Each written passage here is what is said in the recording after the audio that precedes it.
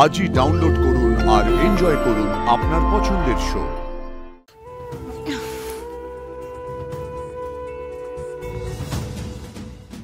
কিসের জন্য তুমি তাকে গার্ড করবে বলো? বলো আমাকে প্লিজ বলো। আমি কাউকে গার্ড করছি না, প্লিজ আমাকে ছাড়ো প্লিজ। তোমাকে কি কেউ কথা দিয়ে ঠকিয়েছে? কে সে বলো আমাকে, আমি তাকে তোমার সামনে এনে দাঁড় করিয়ে দেবো। কেন কেন তাকে তুমি আমার সামনে নিয়ে এসে দাঁড় করাবে কেন?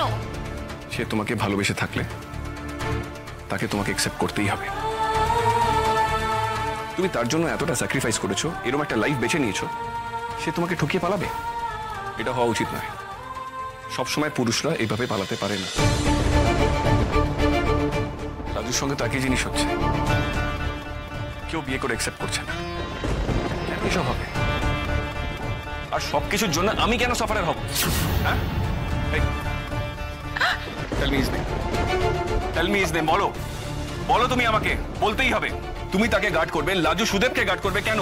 বলো, উত্তর দাও আমাকে। বলো বলো বনলতা, বলো, চুপ করে থেকো না, বলো, টেল মি।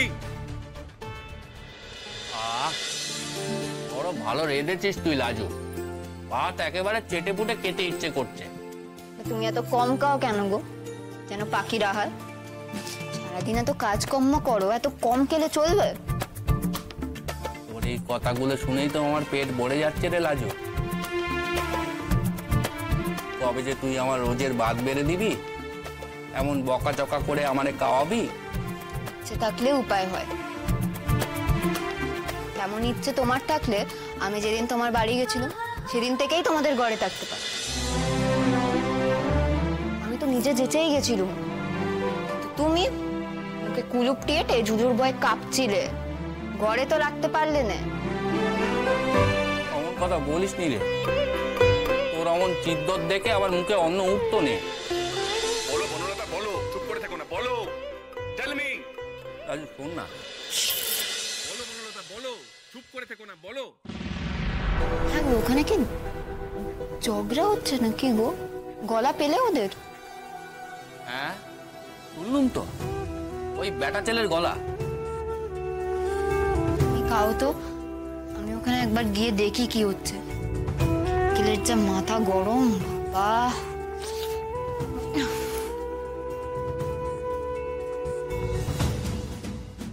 কিসের জন্য তুমি তাকে গার্ড করবে বলো? বলো আমাকে প্লিজ, বলো। আমি কাউকে গার্ড করছি না, প্লিজ আমাকে ছাড়ো please. I am so sorry, আমি একটু এক্সাইটেড হয়ে গেছিলাম। আমি বুঝতে পারছি, আমি বুঝতে পারছি অনুভব, আমি সবটা বুঝতে পারছি। আমাকে একটু সময় দাও, আমাকে একটু গুছিয়ে নিতে দাও, আমি তোমাকে সবটা বলবো, সবটা বলবো, আই প্রমিস। আসলে আমি আমি নিজের ইচ্ছে পূরণের জন্য বেরিয়ে গেছিলাম। আমি তোমাকে বিয়েটা তোমাকে না, আমি বিয়েটাই করতে চাইনি। আমি কোনো কারোর সাথে বিয়ে করতে চাইনি। কারণটা কি বনলতা? কারণ আমি নিজের জীবন গড়তে চেয়েছিলাম। আমি বাচ্চাদের পড়িয়ে তাদের জীবন গড়তে চেয়েছিলাম। ছোটবেলা থেকে আমার স্বপ্ন ছিল আমি সোশ্যাল ওয়ার্ক করব, কিন্তু তাতে আমার মা বাবা রাজি হয় না। আমি যদি সংসারী হয়ে যেতাম তাহলে আমার স্বপ্নটা আর পূরণ হতো না। তারপর আমি ভাগ্যক্রমে সুদেবের সাথে সুদেবের গ্রামে গিয়ে পড়লাম।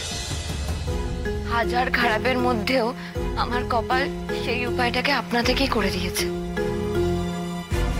আমি সেটাকে আঁকড়ে ধরে বেঁচে থাকলাম। আমি ভেবেছিলাম আমি ফিরবো না, আর ফিরলেও পরে ফিরবো। এখন এখানে আছি, আমি এখানে প্রমাণ করতে চেয়েছিলাম যাতে সবাই দেখুক যে আমিও কিছু করতে পারি। আমি যদি ফিরে যেতাম না, তাহলে আমার মা বাবা আমাকে আবার তোমার কাছেই, আই মিন। Great, wonderful. আরে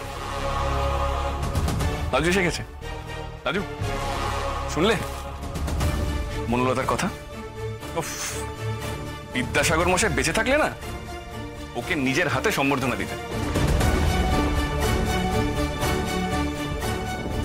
এসব আমি কি বললাম?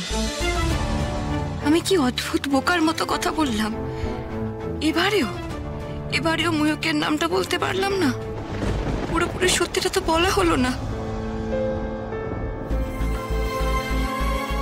তোমার সোশ্যাল ওয়ার্ক করার স্বপ্নের জন্য তুমি সুযোগ বুঝে পালিয়ে গেলে। আমি ভুল করে এই মেয়েটাকে নিজের বাড়ি নিয়ে চলে গেলাম।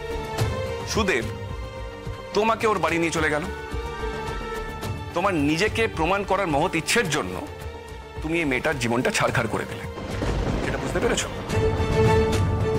তুমি ওর বরটাকে নিয়ে চলে গেলে, ওকে রাস্তায় ফেলে চলে গেলে। আমি যদি সেই রাতে রাজুকে রাস্তা থেকে না উঠাতাম তাহলে কি হতো? আমি গেছিলাম বলে লাজুর একটা আশ্রয় হয়েছিল, কিন্তু আমি না হয়ে যদি অন্য কেউ লাজুকে তুলে নিয়ে যেত, যদি ডাকাতগুলো লাজুকে তুলে নিয়ে যেত, তাহলে ভেবে দেখেছো বনলতা কি হতো? যদি না ভেবে থাকো, তুমি তো সুদেবদের বাড়িতে থাকো, তুমি তো জানো লাজুকে ওরা অ্যাকসেপ্ট করেনি, এবং এটাও জানো সেটা কেন। তোমার একটা সিদ্ধান্তের জন্য যে কতগুলো জীবন নষ্ট হয়েছে সেটা জানো তো? তুমি 3টে জীবন নষ্ট করেছো, আমার জীবন, লাজুর জীবন, সুদেবের জীবন। তুমি কোন অধিকারে 3টে জীবন নিয়ে ছিনিমিনি খেললে? কোন অধিকারে করলে তুমি এটা? আচ্ছা একবার আমার কথা শোনো গো, একবার আমার কথা শোনো। যেটা হবার সেটা তো হয়ে গেছে, সেটা তো আর কিছু নতুন করে করার নেই, তাই না? সেসব ভুলগুলো পেরিয়ে যে যার মানুষগুলোকে পেয়ে গেছে, তুমি এখান থেকে সবকিছু ভাবো না। ময়ূরাক্ষী দিদি হয়তো বুঝতে পারেনি কো। আমি এখান থেকে কিচ্ছু ভাবতে পারছি না। জীবনটা তো সহজ নয়। আমার যা ক্ষতি হয়েছে সেটা তুমি জানো না লাজু, বুঝতেও পারবে না। আমি যা অসম্মান সহ্য করেছি, যা কষ্ট সহ্য করেছি, আর তুমি এতদিন ধরে যা যা অপমান সহ্য করেছো, তার পিছনে দায়ী কে? ইনি।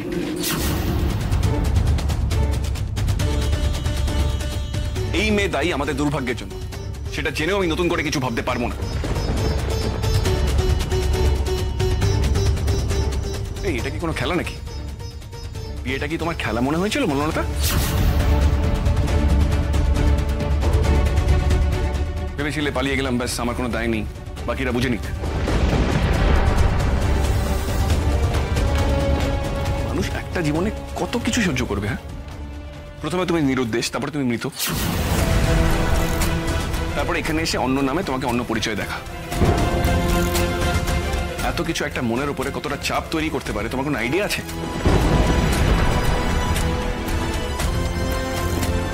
না, নেই। কেন থাকবে? তুমি অত্যন্ত স্বার্থপর একটা মেয়ে।